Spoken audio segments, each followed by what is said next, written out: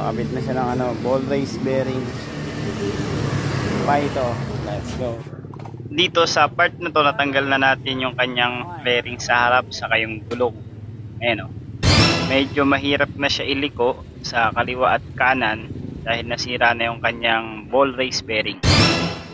Napansin kasi ni boss na mahirap na iliko sa kaliwa tapos yung manubela niya nanlalaban na. Mahirap na iliko.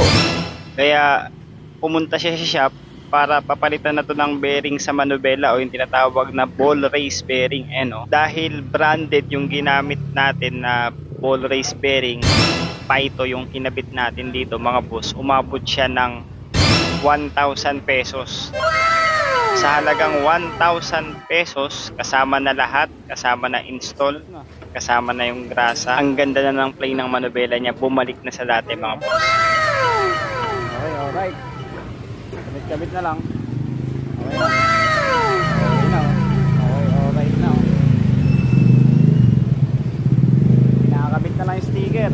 Okay na yung bearing sa ball race, knuckle bearing. Ball race bearing. Manubela, okay na. Wala nang kabig, wala nang ano. Sticker na lang, nakakabit na yun. Nakakabit na. Ito yung ginamit natin bearing ng Paito. Hindi laging 1,000. Pagka ibang motor, medyo mas mahal. NMAX, Honda Click, Aerox, kasi mas mahirap baklasin. Pero pagka Honda Beat, pwede na 1,000 lahat mga boss. Alright, let's go. Paito ball race na pang NMAX, Aerox, Mio Sporting, Mio I, Honda Beat, Honda Click. Sa mga naghahanap ng mas murang ball race bearing, ito yun. Ayan.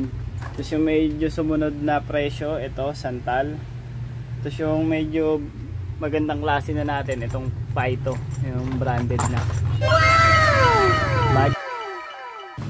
Minsan kusang lumiliko sa kanan, minsan kusang lumiliko sa kaliwa yung motor natin. Ibig sabihin, palitin na yung bearing natin sa manubela.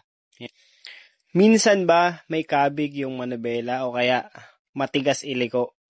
Ganyan ang nangyayari kapag sira yung ball race bearing.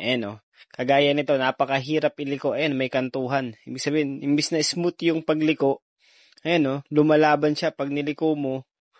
Medyo may, tigas, sobrang tigas. Kumbaga, yung mga bulitas niya, nagkaroon na ng mga kanal ng mga malalalim na part. Siguro dahil sa matagal na rin, luma na, saka kapag ka nalulubak yung motor natin o nadadaan tayo sa mga lubak-lubak na kalsada, yun ang isa sa pinakamadaling makasira ng ating ball race bearing. Kaya, eto, tara. Samahan nyo ako mga boss, palitan na natin to. Ito yung lumang bearing niya. Pakita natin.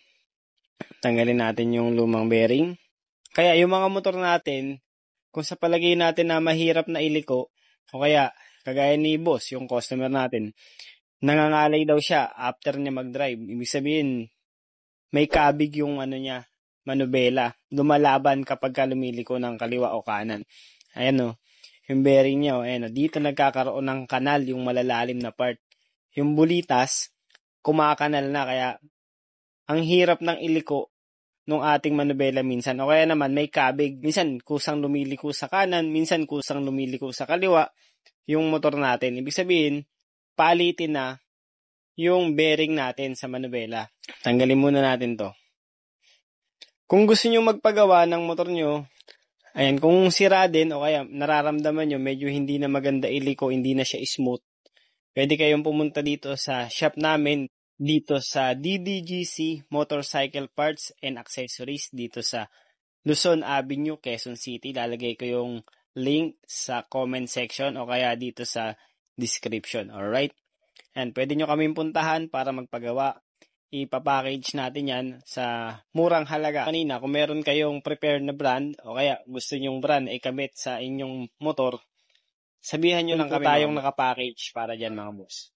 Alright, ito kasing customer natin, hindi lang bearing yung pinagawa niya, papagawa niya rin yung kanyang shock.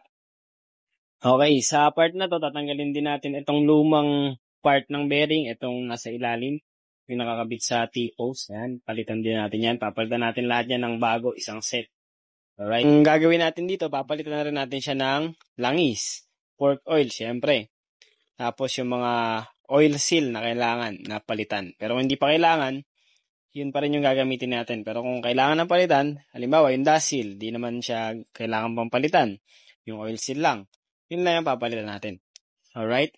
So nakikita nyo yung gamit ko rito, yung DIY ko na pangbaon para madaling dukutin yung lock. Ito, dahil meron nabibili sa Shopee nito, yung mga DIY na ano, pero DIY lang din yun eh. Kaya meron tayong sariling DIY natin. Ayan o. Pasensya na kayo, hindi maganda yung pagkakagawa, pero sanay na kasi akong gamitin to, kaya ayan, ito pa rin yung gamit ko hanggang ngayon. Pero kaya naman natin yung palitan ng ibang style. Pero ayan o. Alright, tanggalin na natin yung lock niya. Okay, pag natanggal na natin to, linisin na natin, saka palitan na natin ng bago.